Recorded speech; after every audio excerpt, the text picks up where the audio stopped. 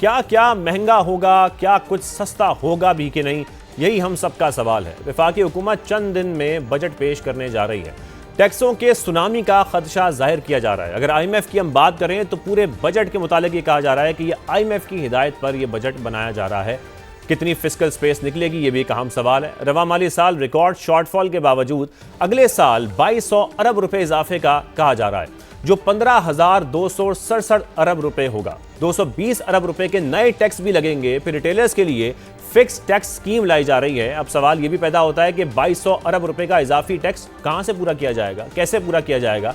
Tax देकर बदहाल हुए लोगों पर ही बोझ डाला जाएगा, जाहिर बात है, या फिर नए लोगों को टैक्स नेट में लाया जाएगा? ये भी एक अहम सवाल है। पेट्रोलियम लेवी की बात करें तो अगले साल हदफ 1468 अरब रुपए से बढ़ाकर 1727 अरब रुपए करने की तजवीज़ है, जिसका सादा सा मतलब यह है कि पेट्रोल डीजल पर लेवी की शरह मजीद बढ़ा दी जाएगी। बिजली और गैस की बात करें तो उसकी कीमतों में भी इजाफे की यकीन दहानी करा दी गई है। GST की शरह को भी 18 से बढ़ाकर 19% करने की तजवीज़ ज़ेरे गौर है। सोलर पैनल मजीद महंगे होंगे, हाइब्रिड गाड़ियां हों, इलेक्ट्रिक गाड़ियां हों, इस पर भी टैक्स बढ़ाने की तजवीज़ सामने आ रही है। ऐसे में वफाकी वजीर एहसन इकबाल के एक बयान को भी हुकूमती हलकों में मायूसी का इस पर इजहार किया जा रहा है, जिसमें उन्होंने ये कहा है कि बॉन्ड्स के इजरा पर जश्न मनाना शर्मनाक है। अगर बात की जाए इसके असरात की तो महंगाई का एक नया सुनामी आएगा, कीमतें मजीद बढ़ जाएंगी। पहले ही महंगाई की शरह 23 माह की बुलंद तरीन सतह यानी कि 11.6 पर पहुंच चुकी है। बजट में नए इकदाम से गरीब मजीद बदहाल होगा। सफेद पोशी का भरम रखती मिडिल क्लास सबसे ज्यादा मुतासर होगी, जिसके लिए अपने अखराजात पूरे करना भी एक चैलेंज बन चुका है। तो अब यही सवाल है कि जो सबसे ज्यादा टैक्स देती है हमारी सैलरी क्लास, क्या उसको भी किसी किस्म का इस बजट में रिलीफ मिलेगा या नहीं मिलेगा, या हमारे अवाम किसी किस्म का कोई इसमें रिलीफ की उम्मीद ना रखें? ये सारे सवाल हमने करने हैं, लेकिन सबसे पहले हम आगाज करेंगे ब्यूरो चीफ इस्लामाबाद शकील अहमद साहब हमारे साथ। कुछ सवालात हमारे इस हवाले से भी हैं कि जो NSE का इजलास है वो भी मुलतवी हो गया है, तो ये बजट कब पेश होना है? शकील साहब बहुत शुक्रिया हमें ज्वाइन करने के लिए। शकील साहब, जिस तरीके से हम देख रहे हैं, एक तो NSE का इजलास ये मुलतवी हो गया है, सवालात यहाँ पर यही पैदा होते हैं कि वजह क्या है, बजट अब कब पेश किया जाएगा, कुछ पॉलिटिकल चैलेंजेस हैं, या बजट की तैयारी अब तक नहीं हो सकी है, या IMF की शराइत ऐसी हैं जिस पर अभी बातचीत चल रही है? क्या वजूहात सामने आ रही हैं इस बजट के पेश होने में डिले की?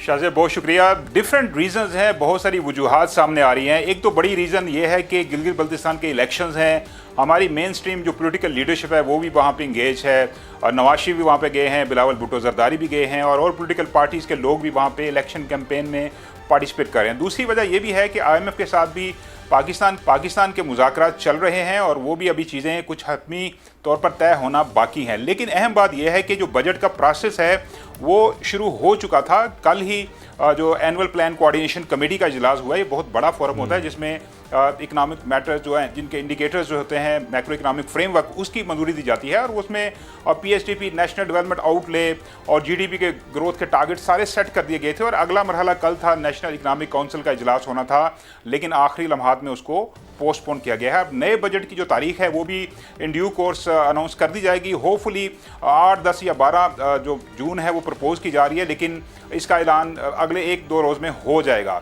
लेकिन अहम बात यह है कि जो अहदाफ सामने आए हैं हुकूमत पाकिस्तान की जानिब से, बड़े वो काशिश किस्म के हैं।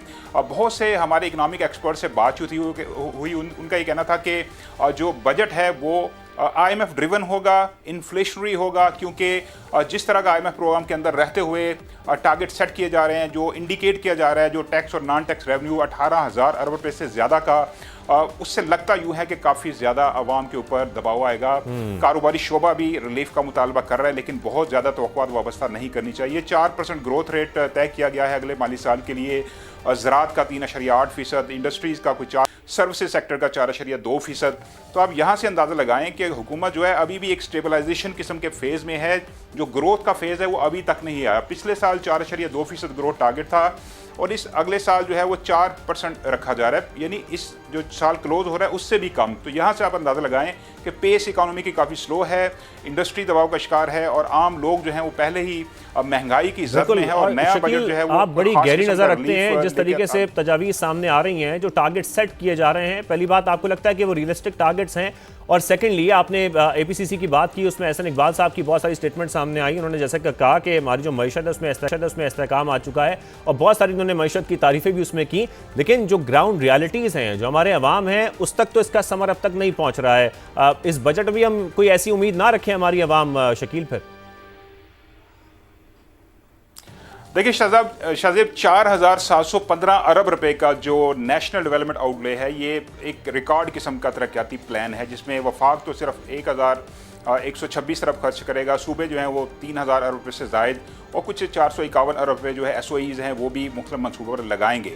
लेकिन अगर ये रकम खर्च भी हो जाए ना, तो लोगों की ज़िंदगी में काफ़ी तब्दीली आ सकती है। लेकिन मसला ये है कि हर साल बड़ा हदफ रखा जाता है डेवलपमेंट का, लेकिन बाद में उसको कट किया जाता है, कटौती की जाती है, उसके बाद उस तरह के प्रोजेक्ट पे अमल नहीं होता। इस साल भी आपने देखा काफ़ी ज़्यादा कटौती हुई। तो आपने जो क्वेश्चन किया था ना कि रियलिस्टिक है ये टारगेट, तो रियलिस्टिक बिल्कुल भी नहीं है, क्योंकि FBR को टारगेट जो पिछले साल दिया गया था, यानी ये जो साल क्लोज हो रहा है 14,131 अरब, उसको 2 बार रिवाइज किया जा चुका है। और शकील, इसको भी IMF के कहने पे स्क्वीज किया जा रहा है, PSDP को भी। देखिए IMF का तो यही कहना है कि आप अपने एक्सपेंडिचर जो हैं वो स्क्वीज करें, उनको कम करें, और आप नंबर रेवेन्यू जो है उसको जनरेट करें। अब रेवेन्यू जनरेट करने के लिए आपको पता है कि फिर FBR की जो परफॉर्मेंस है वो हिस्टोरिकली देखें तो वो टैक्स नेट एक्सपेंड शकील,